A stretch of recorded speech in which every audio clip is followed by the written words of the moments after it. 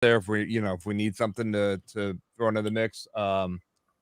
Off-season rule changes. I mean, they've already pretty much announced that the Ghost Runner's not coming back. Thank God. Yeah, amen. So and I really believe 7-inning doubleheaders will go away.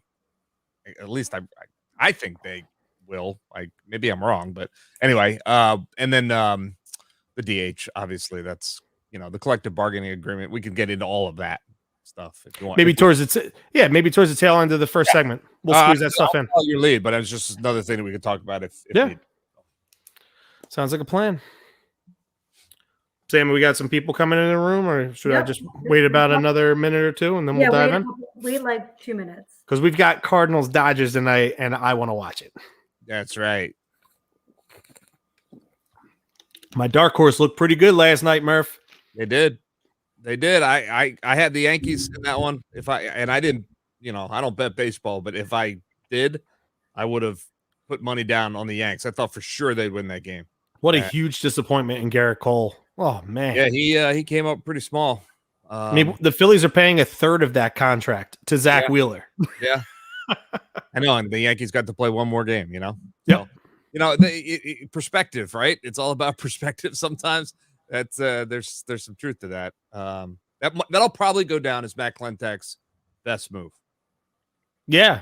Yeah, I mean, you can't. I don't really give him credit for Harper. I think that's more of a Middleton move. Yeah, I mean, I will say this because I've talked to people who were involved in all of that, and Matt and Ned Rice, who is his assistant, they were instrumental in getting it done once the mandate came down to get it done. Yeah. So there was that, for sure. Ned is a really good negotiator, and they were certainly involved. But yeah, that came from high above. But I think reaching out, what they said about Wheeler at the time, there was a lot of sports talkers that were like, yeah, whatever, his career average is this and that, but they said, look, this guy's going to be much better than he has been for the Mets. His upside is through the. And they nailed that one. Got to give credit where credit's due. They didn't get them all right, but they got that one right. I called at the beginning of the season. Zach Wheeler was the ace. Yeah, you did. And that's true. And here's hoping that we're both right next year because, he has the potential to be. I mean, we saw it. We saw it 2 years ago. It wasn't all that long ago. Yep. But Nola has the potential. If they can have both of those guys pitching like that, all right. We're going back to the postseason. If they both pitch like that, you're right. Yeah, sure. All right, so let's we'll get rocking and rolling at the 4 minute mark. Yep, I'm popping out now, so I'll just be ready when you're ready. Oh yeah, dude! Atlanta's ballpark really cool. We'll dive into yeah. That's right. We'll dive into my 2-day trip. Did you like Miami's ballpark? Dude, I love domes. Like seriously, I like Miami's park. Like I still call it Miller Park in Milwaukee, but I just think the structure is just nice. And like if they had fans down there, the atmosphere would be great. But it's cavernous. Yeah, cavernous. Miller Park is better though. But I do like Marlins Park. I do. All right, we'll dive into that. We're going live in 5 seconds here.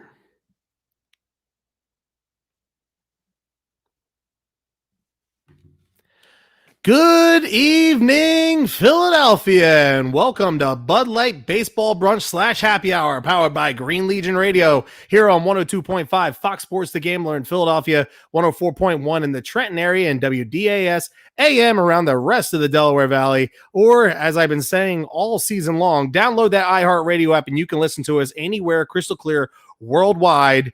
I'm Chris Sack from Green Legion Radio, and I'm broadcasting from my house in Maple Shade, New Jersey, and my co-host, who has been nothing but the man with me all season long, in the co-host role and in the co-captain's chair, Phillies broadcaster, and life is only getting better each and every day for Greg Murphy. What's up, Murph? How we doing, buddy? I'm good, Zach. First week of the off season, which is always kind of a nice thing. I wish it was happening in the first week of November rather than the first week of October. But whenever you finish up the season, that first week off where you wake up and you're like, I don't have anything to do today, is not a bad thing. So I'm kind of enjoying that. But we'll get back at it soon enough, right? So it goes quick for sure. Yep. And hey, listen, I know you've got plenty to keep yourself busy with this off season. Are we going to get more glove stories during the off season, or is that just strictly during the 6 months of baseball season? I know you just had Brad Lidge on this week's episode. So why don't you promote yourself and let me know what you got coming up? Yeah, I will. Thank you. Glove Stories with Murph.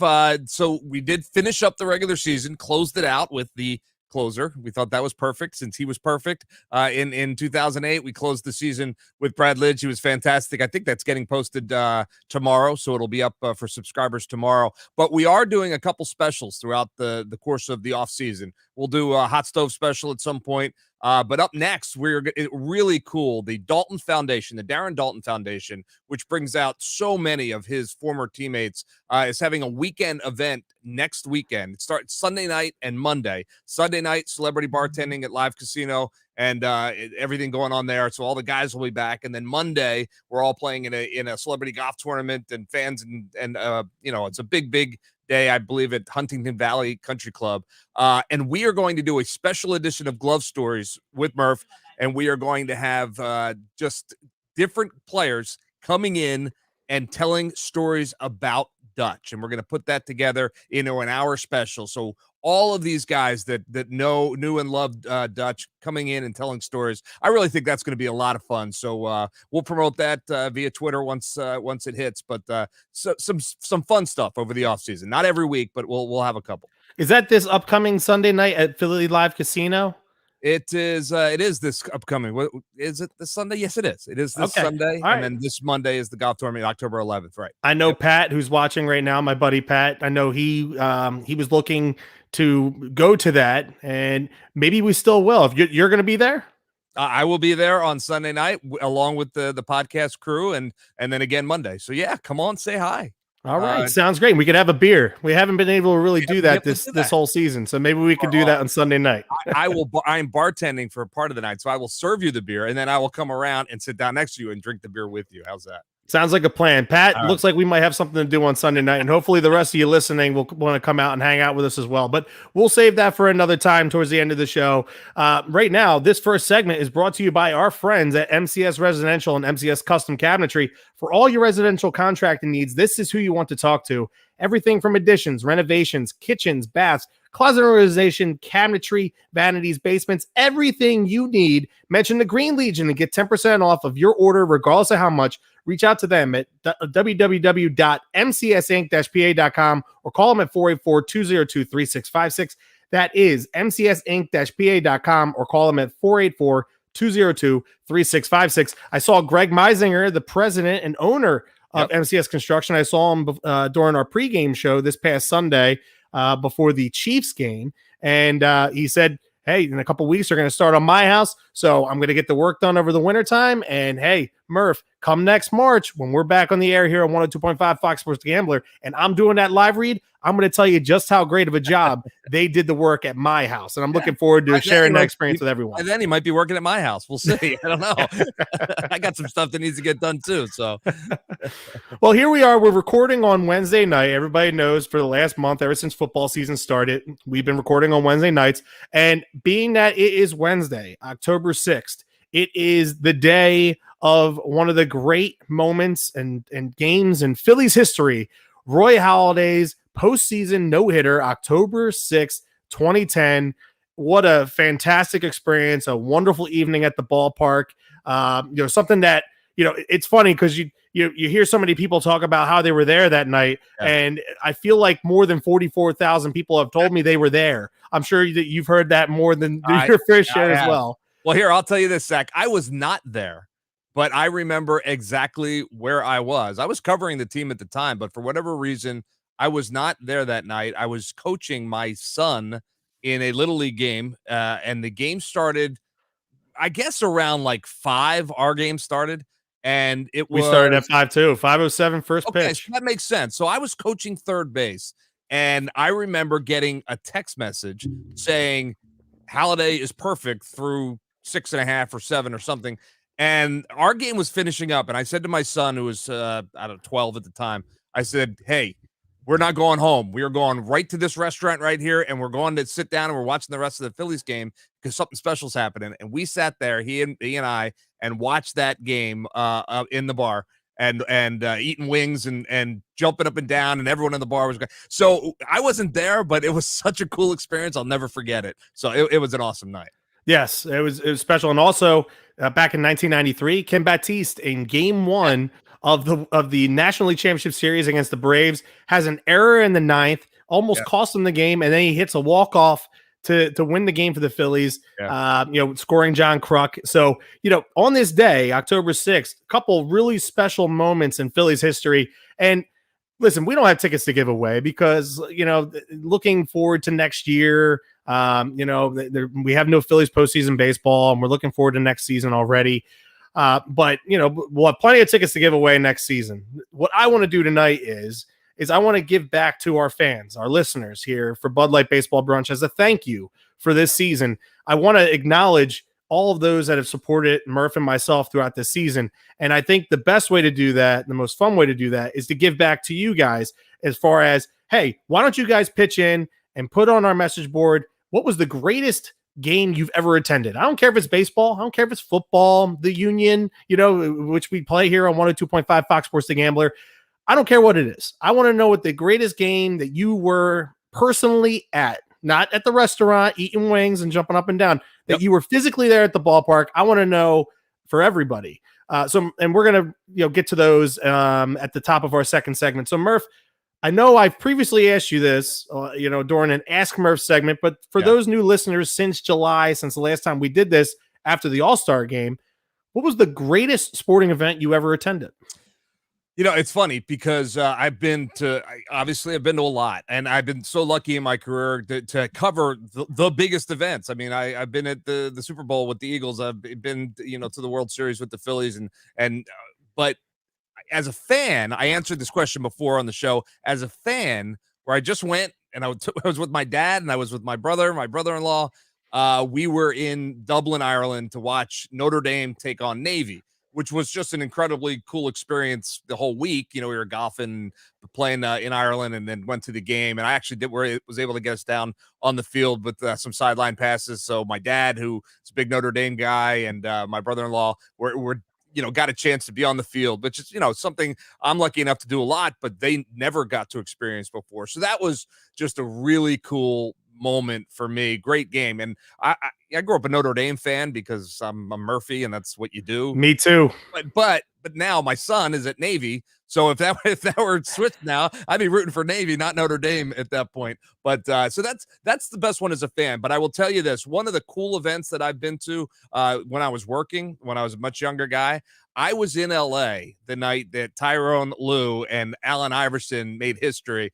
I was covering that game for my old station CN8. The step over. Yeah, I was there for the step over game. And you remember they came back to Philadelphia and you thought to yourself, they got a chance here. And then of course the Lakers rolled them over the course of the next couple of games. But that first night out there at the Staples Center was just an incredibly electric night. And I was there for that game. And, we still talk about that moment 20 years later, or however long, 15 years later. So that was cool. So that's one of the cooler ones that I've been to as an employee when I was working.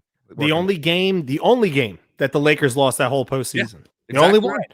Yeah. AI strapped him on his back and carried him to victory. But that's awesome. That's really cool. Yeah. For me, listen, Roy Halladay's postseason no-hitter was the greatest game I ever attended. The thing is, though, is we're piggybacking off of that. That's the reason why we're doing this segment right now.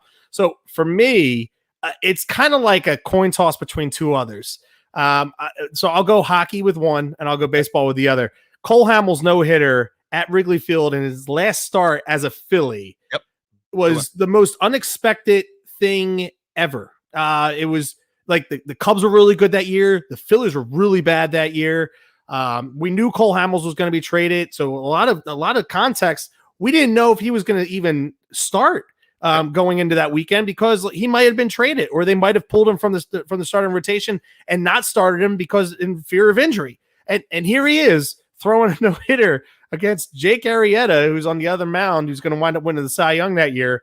Ryan Howard hitting a 3-run shot off of Jake Arrieta. It was just what an unbelievable moment. We were with the Green Legion that weekend. Remember, it's the first day we met. Yeah, yes, sir. It was my wife's first game at Wrigley Field.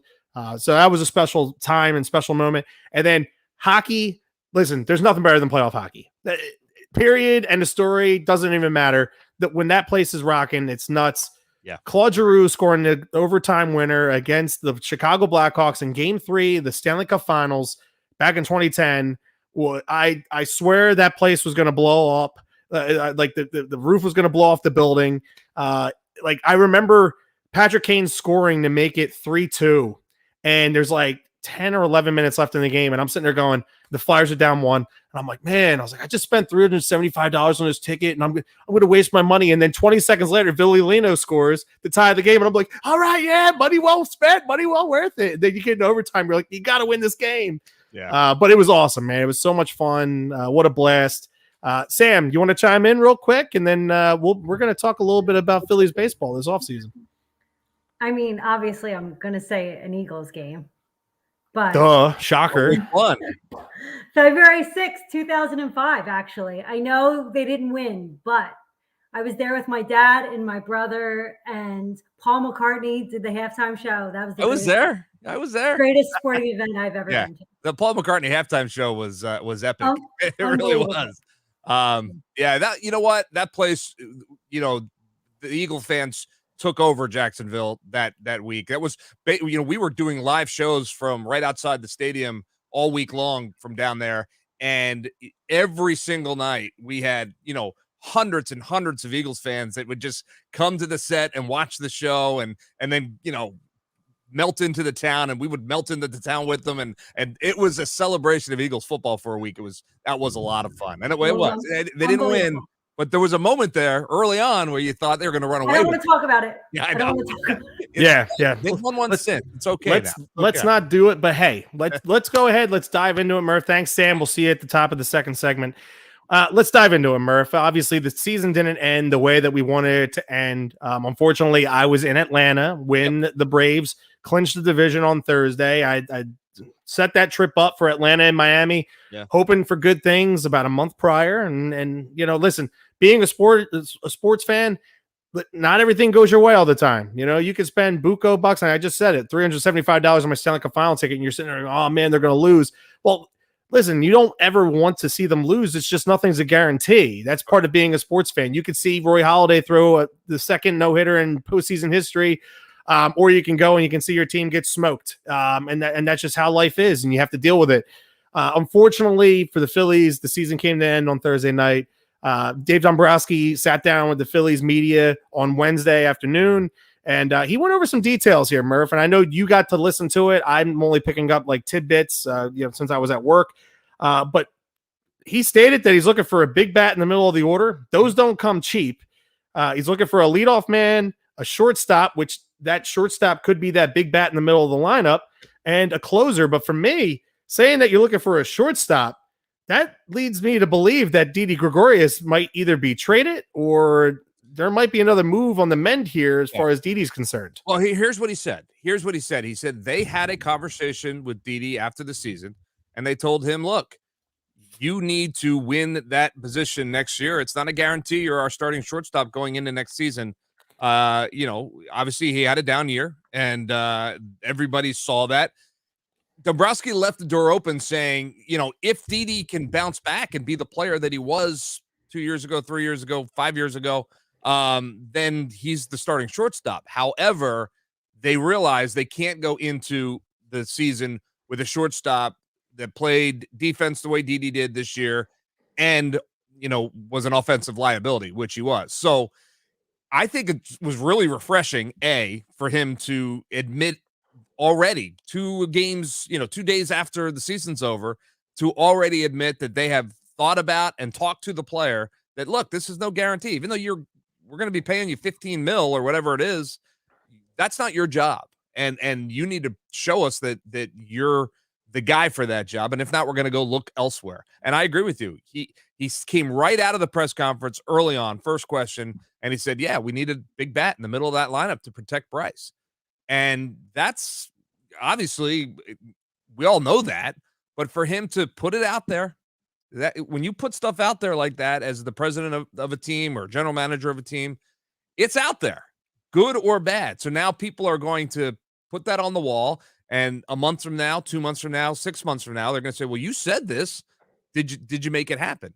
It's almost making, it's challenging yourself to make sure that it does happen. So there are a lot of quality shortstops out there. Now they're all going to cost a boatload of money. And he was also asked whether or not they could afford another big guy or big paycheck. And he said, can we afford it? Yeah. Should we? I don't know, which I think is a good answer as well. He said, should I pay this guy $20 million a year, or should I pay these 4 guys $5 million a year?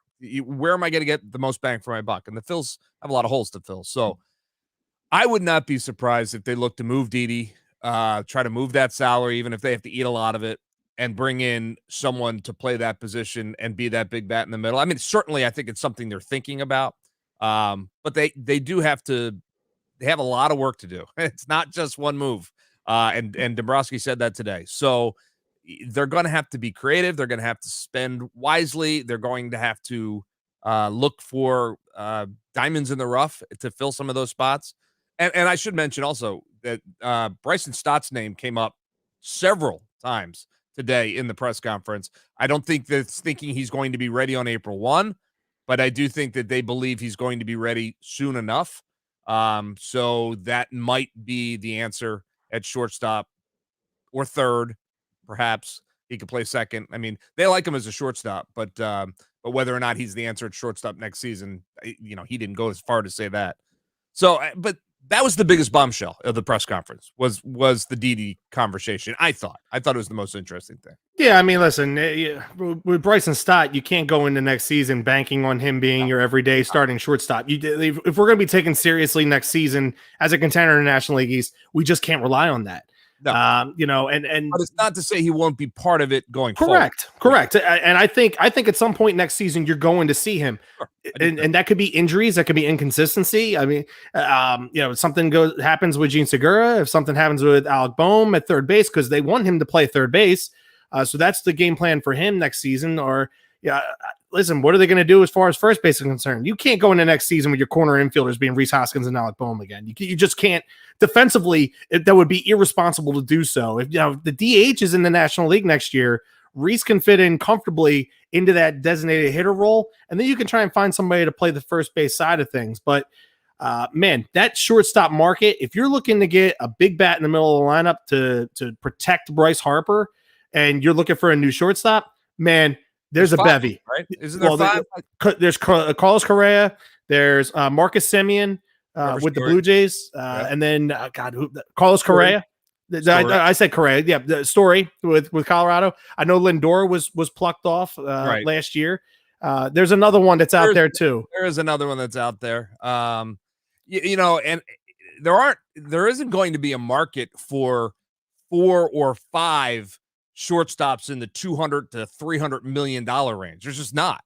So you might be able to get. That's right, Corey Seager, Murph. Corey Seager. Yep. Someone like that, where you might get them not cheap. You're not going to get them cheap. They're all good players, but you might be able to get them where you don't have to overpay, which is something the Phillies have done with their free agents over the last couple of years because they had to overpay some of those guys. Well, now maybe you can, you overpaid McCutchen, you overpaid Didi, you overpaid, a couple of guys. You might not have to do that with a shortstop. Maybe you just have to pay a market value. That would be great. There you go. All right. Thanks, Adam Gilmore, too, for chiming in about Corey Seager and reminding us about him as well.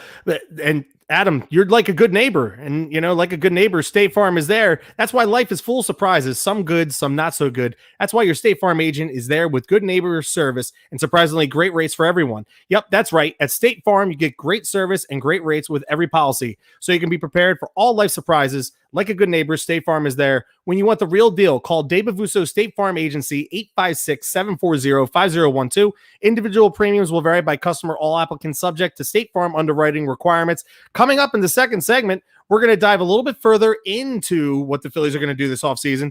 but we're also going to have a little bit of fun at our expense. We're going to look back on our preseason predictions that Murph and I made on our first inaugural episode here for Bud Light Baseball Brunch, right here on 102.5 Fox Sports The Gambler. We'll be right back right after these messages. All right. I still feel like we're missing another shortstop. I feel like there's one more. How many do we name? 4 or 5? Well, 5 now, if I'm not mistaken. Let's see here. I mean, it might not be a superstar, but did Simeon sign a 1-year deal? Yeah. Wow. Talk about taking a gamble on yourself and cashing out. That is Javi Baez. Javi Baez. Javi Baez. Yeah. I don't want him, but yeah, me neither. You're about a little over a minute over. That's fine. Okay. We'll shave. We'll shave. Just giving you the heads up. Thanks, Pumpkin. All right, we'll pick back up at 27. Okay, Sam?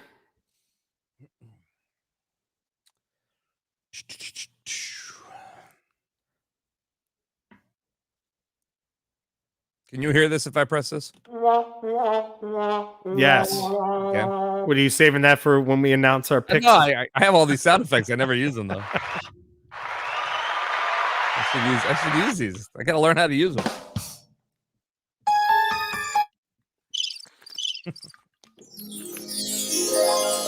Oh, if Sack has a dream segment. Is that what we're thinking for next year? Yeah. Hey, I got an idea too. I'll announce it in the last segment about how I want to do our pick segment next year. All right. Kind of been thinking about something different we can do. Okay. All right. So I'm coming back in 10 seconds with next sip.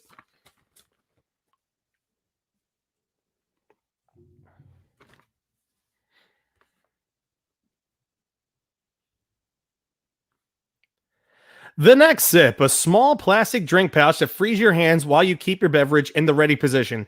NECK Next Sip. Time to free up those hands and wear your drink, everyone. It holds any beverage, even bottles, cans, and snacks. Text with both hands and drink at the same time. Visit nextsip.com and follow them at NextSip. Customize it anyway. Perfect for sports events. Philly born and USA made, only $5 each. 15% off when you use the code Green Legion. Again, visit nextsip.com and follow them at NextSip.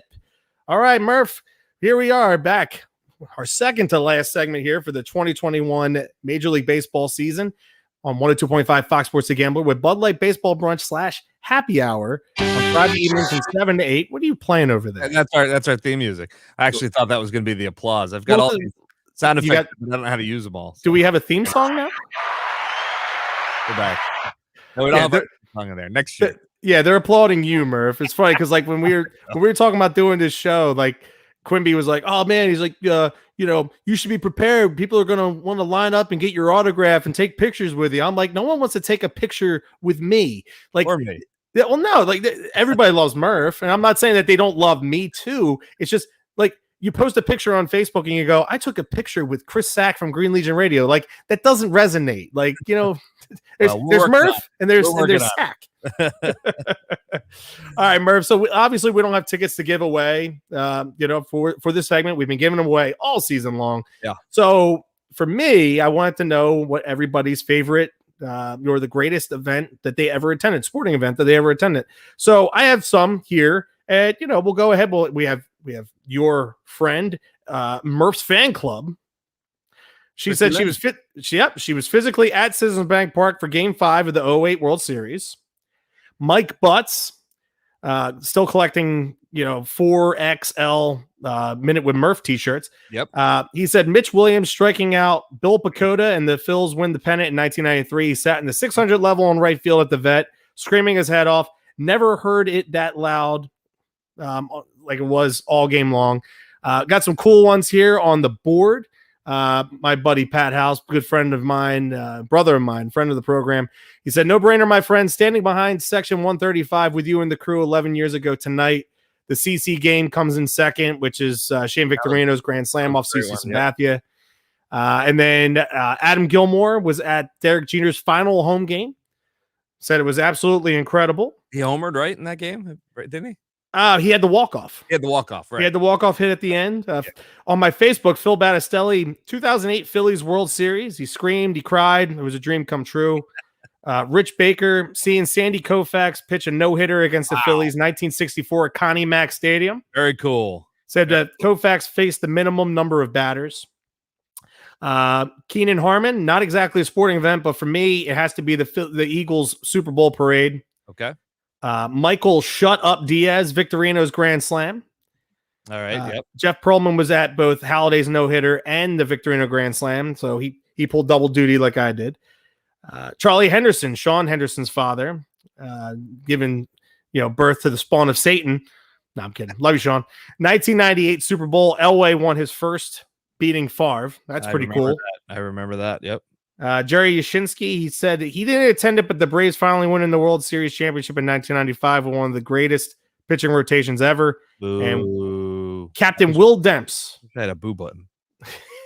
Captain Will Demps, Eagles Lions Snow Bowl, barely edges, Super Bowl 52 for him. Okay. All right. Good stuff. Yeah, absolutely. Thank you guys for chiming in and giving us those. If any more come up, I'll make sure we try and get them out before we go off air here. But let's dive back in real quick, Murph, before we look at our predictions that were sure to go wrong before the season, as far as the Major League Baseball season is concerned.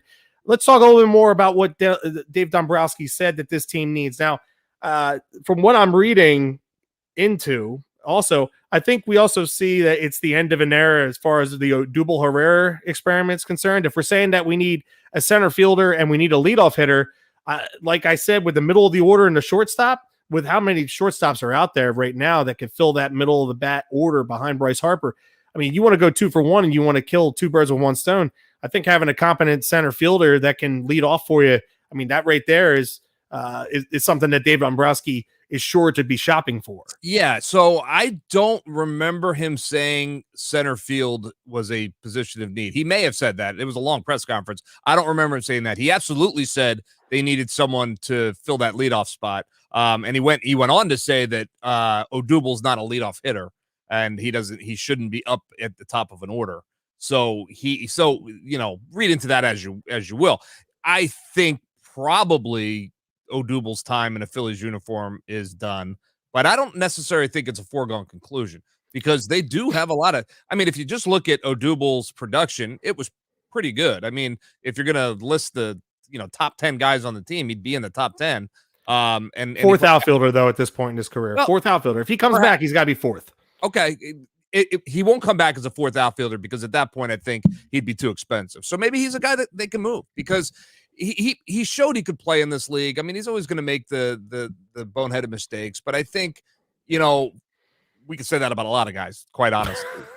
Odubel is a major league ball player. I'm not sure you could say that about everybody else that we've seen come through the Phil's organization in the past, 24 months. So Odubel's a big league ball player, albeit a complimentary, as to your point, fourth outfielder kind of thing. So yes, if they could do the double whammy of getting a good defensive center fielder that can lead off, man, win-win for sure. I mean, that would be really, really helpful on both sides of the ball. Strong up the middle at that point, and then obviously guys getting on base in front of your bigger bopper. So yeah, he also let's just face facts with facts. Okay, with that, you get a guy that can get on base. I don't think we're going to run into an issue with Bryce Harper hitting all those solo home runs again next season. No. Like, we need to get guys on the base pass that are going to create problems for the starting pitcher. Yeah. And when you're on the base pass, and we saw this with Rollins and Victorino, and listen, I don't think we're ever going to see a 1-2 at the top of the order like that ever again. I mean, I would love to say that we would, but that's so rare nowadays to have a 1-2 like that. Probably not. Yeah. But they created so many, like, for the catcher and for the starting pitcher, it makes you move to the plate faster. It makes you throw more fastballs to your middle of the order hitters. And when Chase Utley and Ryan Howard were getting more fastballs because those guys were on base, they were creating more damage. Yeah, and that's what you need to have done for Bryce and whoever's going to be batting in that 4-hole next year. Yeah. And I also, too, look at it from this perspective, Murph. Now, that's going to take some of the pressure off of guys like Rhys Hoskins and JT Realmuto. They can bat 5 and 6, and Alec Boehm 7 it extends your lineup further if you get that guy to plug in behind Bryce Harper. Because listen, I know Reese has done it. I know JT has done it. But ideally, I think Dombrowski looks at their bats are more valuable in that 5, 6, 7 spot as compared to having, one of them in that, and then your lineup is shorter. So Dombrowski isn't a dumb man. The guy knows what he's doing. He's built winners everywhere that he's been. And the one thing, and me and you said this a couple weeks ago on one of our shows, Murph, was if we could I think you said that you would want a number 2 starting pitcher to go behind Wheeler, but then you changed and you went to closer. He emphasized closer is a huge deal for next year's team. They have to get that right. Yeah, and he went one step further, saying, and that guy is probably not in our organization or on our roster right now. Again, he doesn't have to say that. That is refreshingly honest, because we all know it, right? We all know that guy's not on your roster. I mean, short of you trying the Hector Neris experiment again at closer, which I know they don't want to do, but is Kennedy back next year? Well, no, he's not under contract. Okay, I know because Gibson was on for another year. Yeah. Okay. I would be surprised if they would bring Ian Kennedy back in a role like that. Look, Ian Kennedy was a great guy in the clubhouse, great guy to deal with. What a terrific person. And was pretty good in his role. He wasn't outstanding, but for Dombrowski to come out again 2-3 days after the season's over and to be that honest and to put it out there, to say, I know this needs to be fixed. You talk about putting the bullseye right on your back, and not that he cares. He's happy with that, but he's saying this needs to be fixed, and me and Sam Folder, the guys that have to fix it. So here we go, kind of thing. Love it. So many times you'll see front office people dance around that. Well, we haven't talked about that yet. We haven't made a decision on that guy yet. And we're all as fans going, come on, you kidding me? Be honest. Yeah, Dave Dombrowski did not mince words today. And there were a couple times where he said, I'm not ready to answer that particular question yet. He did say that. In fact, that's what he said about Odubel when he was asked directly about Odubel. And so I respect that even more, because he's like, look, this I'll tell you, this I can talk about, this, but I don't know the answer to this yet, so I'm not going to speculate. And I think that was really good. All right, Murph. So why don't we go ahead here and let's talk a little bit about. We have 5 minutes left, a little less than 5 minutes left in this segment. Let's go back to our predictions. Let's go back to our predictions at the beginning of the season. And let's have a little bit of fun here and what we're looking at. All right. Actually, did I write mine down here? Because I got yours. Convenient. I got yours written down. Of course you did. Actually, no, mine are on my phone. That's right. I had mine on my phone, so I kept those all along here. So how convenient on that one. Yeah. All right. So let's go ahead and let's take a look back at our predictions. We both took the Braves in the NL East. All right. Unfortunately, we both took the Cardinals. Right. We both took the Cardinals in the Central. Now, the thing is, the Cardinals made the playoffs. So to me, that's a point. Yeah, I think we get a win on that. Right? Yeah, we get a win on that. We both took the Dodgers to take the NL West. So far, we're 3 for 3. Your dark horse was the Brewers. They wound up winning the NL Central. Fantastic. My dark horse was the Phillies. They were in it till the end. Didn't make the playoffs, but they were there. And then I had the Padres and Nationals as my wild cards, and you had the Phillies and the Padres as your wild cards. So I missed 2, you missed 3. That's not bad, actually. No, that's not bad at all. Hey, I'll take it. Let's go to the other side. Oh, let's go to the American League. The bad is coming. I don't remember anything that we picked. So, all right. So we both picked the Yankees to win the East. They made the playoffs. They made the playoffs for a game. Yep. We both picked the White Sox in the Central. Easy. You had the Angels. I had the A's in the West. We both flopped out on that. Yeah, we did. You had the Rays as your American League dark horse, and I had the Red Sox. Okay. So both of them made the playoffs. We both went Blue Jays and Twins for our American League wild cards. Yeah, so we missed out on that. We did better in the National League than we did in the American League. We're Philly guys. We're National League guys. You should have a point deducted though, because you said the Red Sox stink. I did say the Red Sox stink, and I remain. I will die on that hill. They stink.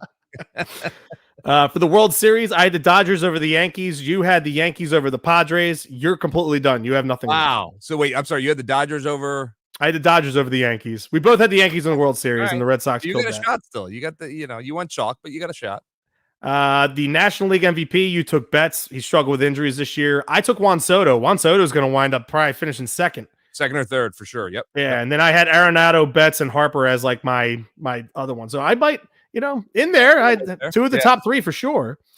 NL Cy Young, I had Jacob deGrom and Strasburg and Walker Buehler.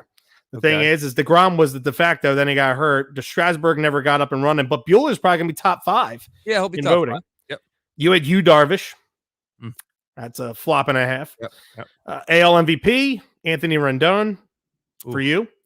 And Garrett Cole was your Cy Young. Ooh.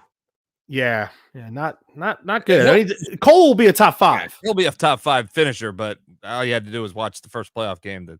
And I had on my side, I had Mike Trout, and then I had I was saying Matt Chapman, third base for the A's, and reigning MVP Jose Abreu. I mean, Abreu might be top 10. Yeah, I mean he was solid, but. And Lucas Giolito from my American League Cy Young, but he got off to a bad start. He finished strong. And then I had Garrett Cole and Ryu as my backups. Yeah, we were awful with our individual awards, with the exception of Soto, who is going to probably finish second or third. I'll give you a point on that one. So you get a point, I get 0 on the players. That's what I'll say about that. You know who doesn't get a 0, Murph? Cherry Hill Triplex. I did know that, yeah. The premier New Jersey Chrysler, Dodge, Jeep, Kia, Mitsubishi, and Ram dealers serving South Jersey and all of the Delaware Valley. They have a huge selection of new and used vehicles from which to choose. Cherry Hill Triplex online and offline customers enjoy vehicle specials every day.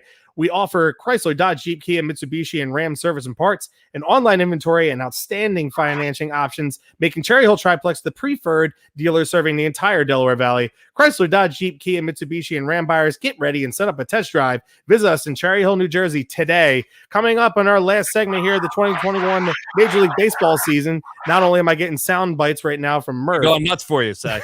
Hell of a read. But on the other side, we're going to look back on our picks. Murph won, but we're going to go over how much he won by. We got a couple Can You Believe It's to take us out. And then we're going to talk about, we're going to thank everybody. We're going to thank the fans. We're going to thank everybody that took part in this season with Murph and myself to make this a successful show right here on 102.5 Fox Sports The Gambler, Bud Light Baseball Brunch. We'll be right back right after this. I was channeling my inner Jansen. Was that applause? Yeah. You can't hear that? I can hear it. It's well, like I'm reading and all that stuff. But like I remember the one time me and you were in studio this season with Jansen, and I was doing the Cherry Hill Triplex read. Yeah, and I seriously that for a while there. After that, I was counting Chrysler, Dodge, Jeep, Kia, Mitsubishi, and Ram. Like I'm like just to make sure I got them all in. But like I stumbled like in the middle of one. I'm sitting there. I'm like, shit in my head. I'm like, anyone that's watched me over the last 25 years knows that I've made a career out of stumbling. So you can't sweat it, man. It is what it is. I screw up just about everything I do, but you just got to roll with it. I know, but I'm a perfectionist. Like with with everything that I do, I tried right up until I couldn't be perfect. I decided to forget it. I try to be Brad Lidge of reads, you know? Yeah. Yeah. There are very few flawless people on television in terms of their delivery. Bob Costas is probably the best I've ever seen, just from I don't short of the one Olympics where he had the pink eye and he was really struggling to get through some things. I've never seen him make a mistake, which is insane. But especially as much as he's done, it hasn't just been baseball. He's done football and he does like, epic reads and stuff where he just goes and goes and goes. And that is so hard to do. Yeah, I say it to people all the time. I am perfectly 100% fine stumbling my way through my television career because it's worked for me so far. I don't try to be perfect. I can't. So all right, so we'll pick up at 45. Alrighty. We got 10 minutes. All right. Come back in with Bucks County Baseball Company. You really should do 9. Should I do 9? Like 9.5. So when Okay. I'll put up the 2 minutes or 3 minutes. Because listen, the breaks are sometimes are shorter, so sometimes we get a little bit more wiggle room. Yeah, no, you have the wiggle room right now. So you want to leave it as is? Let's leave it at 10. Okay. I'll make it Slash's problem when he cuts it up. It's 1 minute exactly. So Okay. All right. Well, we got hi, less Adam. than 10. I had to say hi to Adam. I'm leaving. All right. Let's rock and roll. Bucks County Baseball Company is the premier vintage sports clothing and collectibles retail store in the tri-state area. Visit www.buckscountybaseballco.com or stop by their Bristol, PA location. Items from the Phillies, Eagles, Sixers, Flyers, and much, much more. Again, visit www.buckscountybaseballco.com or stop by their Bristol, PA location. The showroom is huge and the website is even bigger. Bucks County Baseball Company, the name in Philly for vintage sports. Welcome back for our final segment here for the 2021 Major League Baseball season here on 102.5 Fox Sports The Gambler with Bud Light Baseball Brunch. I'm Chris Sack of Green Legion Radio alongside Phillies broadcaster Greg Murphy. And listen, Murph, I might have, had a little bit more luck with my preseason predictions. I mean, my World Series winner is still there. I get a point for Soto. I slightly have the edge of preseason predictions on you. Just smidge. Maybe I'll calculate it up. I'll give you that.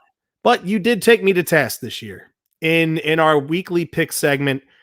The final standings after a 3-0 week finale to finish the 2021 Major League Baseball season, Murph takes the crown 43-30-1 as I go 39-35. Congratulations, Murph.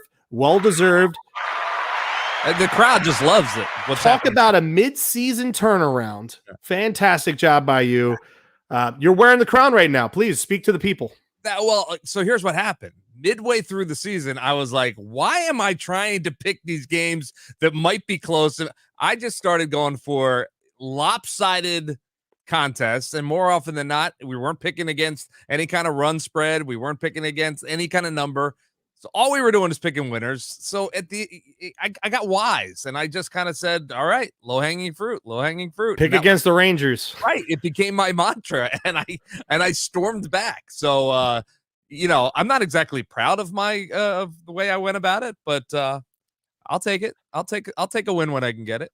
Here's what I'm thinking for next season. All right. Yeah, because we got to make this better. Let's do this. All right. Now, this isn't finalized. All right. Okay. We'll have this. Murph and I will have this finalized by the time. The whole production staff, the 30 of us, will get together in our conference room, and we'll get together. We'll narrow this down over the course of the next. We're going to iron it out. Yeah. So I think points should be rewarded based off of difficulty. Kind of like diving. Yes. So, listen, it's cool. Like, if you want to take the Dodgers over the Orioles at minus 250, okay. Yep. All right. So maybe if it's anywhere like minus 200 and more, you get a point. If you pick anywhere from 199 down or something like that, you get 2 points. Okay. If you pick the dog, you get 3, because that makes somebody desperate towards the end of the season. When they're trailing, you're going to have to take an underdog in a situation. Yeah, almost like a press at golf. Yeah. Okay. I got you. All right. So okay. Like I said, it's kind of an idea for right now. We'll have to send it up to the bosses. They'll have meetings in corporate and find out what they think about all that. But here's what I would also say. I wouldn't mind having to pick one game flat out and then use the point system, and then maybe one game using the plus and minus 1.5 runs, which is a pretty standard thing in the gambling world, and then the other over under. So it's forcing us to be a little bit more astute in terms of our picks, and not beating up on the Rangers every week. Yeah, I'm not proud. I took advantage of the rules. Free drop is a free drop. I'm taking it. All right, that's what I do. I hit it up against the concession stand, but that's not my problem, right? Who put that there? All right, so free drop, and I run with it. Free drop. All right, cool. So Murph, why don't we take the time right now? I hope you have a couple of them ready for me. Can you believe it?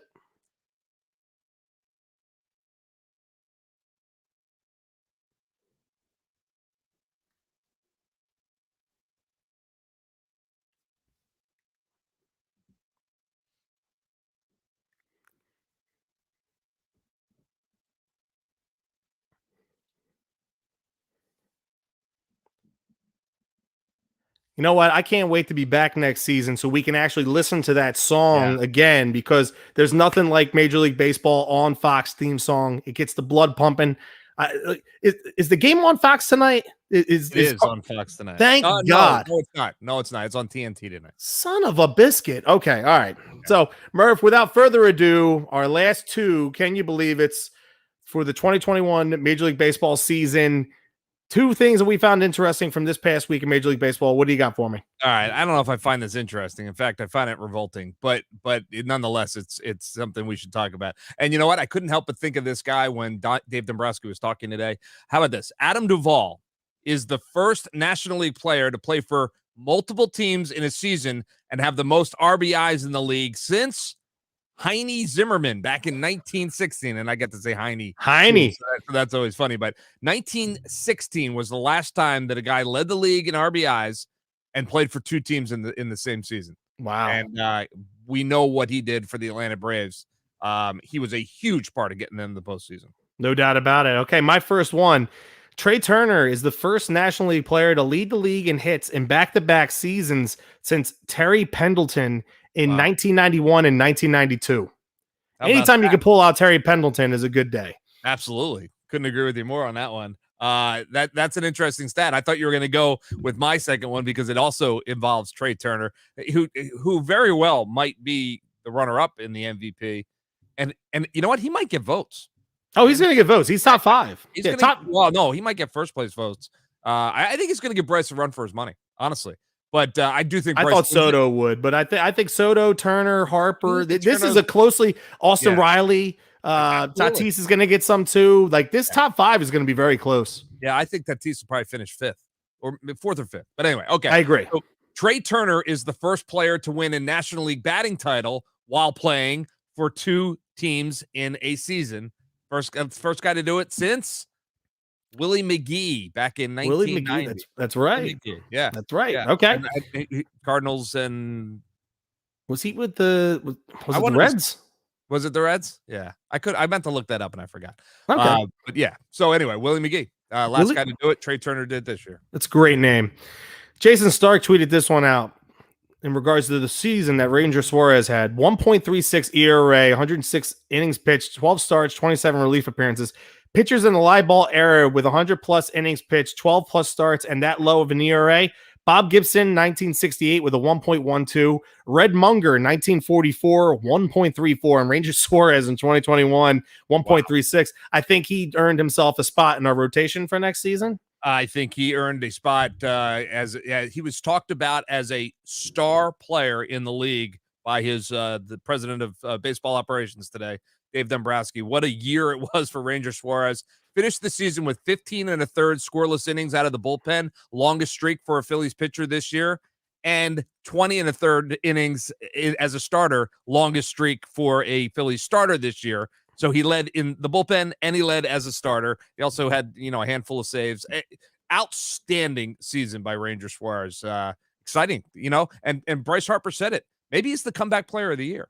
The Phillies might have the MVP, the runner-up for the Cy Young, and the comeback player of the year. And they didn't make the postseason.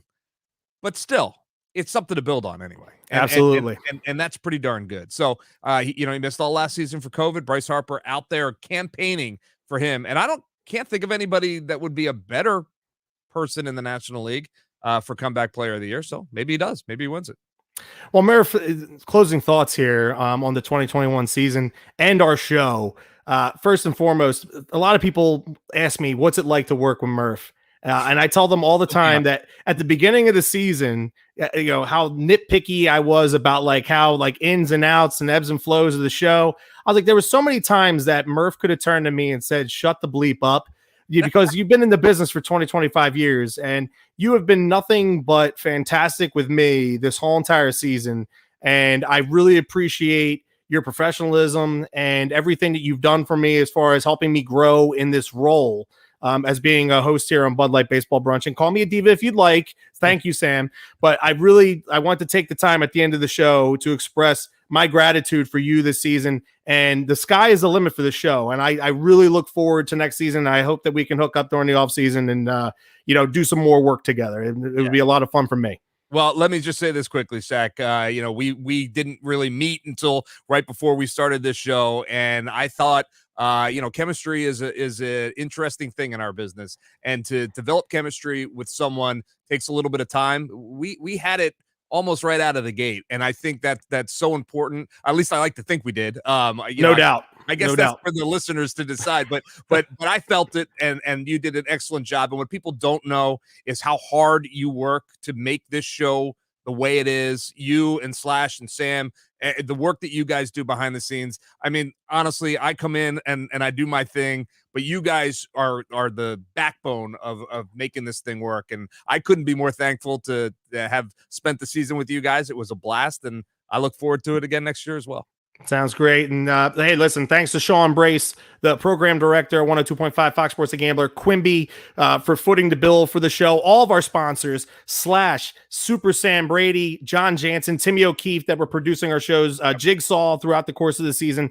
Thank you all. And to our fans and to everybody listening to the show throughout the season, thank you all for a great, wonderful 2021 baseball season. We look forward to hearing from you again in 2022 as things tend to get closer and more back to normal, hopefully next year. But like a 3-1 pitch to Ryan Howard, we are out of here, baby. Have a great rest of your evening, and go Phillies in the off season. Have a great one, everyone.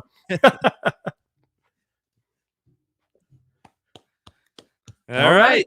That's a wrap. I know we were a minute over, but I think Slash will get everything in, so we'll be fine. We'll figure it out. You could take out something early. I'm sure if you wanted to. Say bye to the room, guys, before I close them out. Thanks, Pat, for thank you guys for a fantastic job with the show. Murph, I'm glad Chris did not manage to torpedo your career. Not yet, but we're working on it. We're working on it, baby. Believe me, I have as much to do with that as anybody. So, it was a blast. Thanks to everybody who joined us in the room and listening. And as you said, we're just going to keep growing this thing and word of mouth and social media and build it. And hopefully, we've got something for a long time to come. So, yeah, I know Quimby was actually Sam. If you want to, I'm going to right now. Yeah, you can cut us off the board here.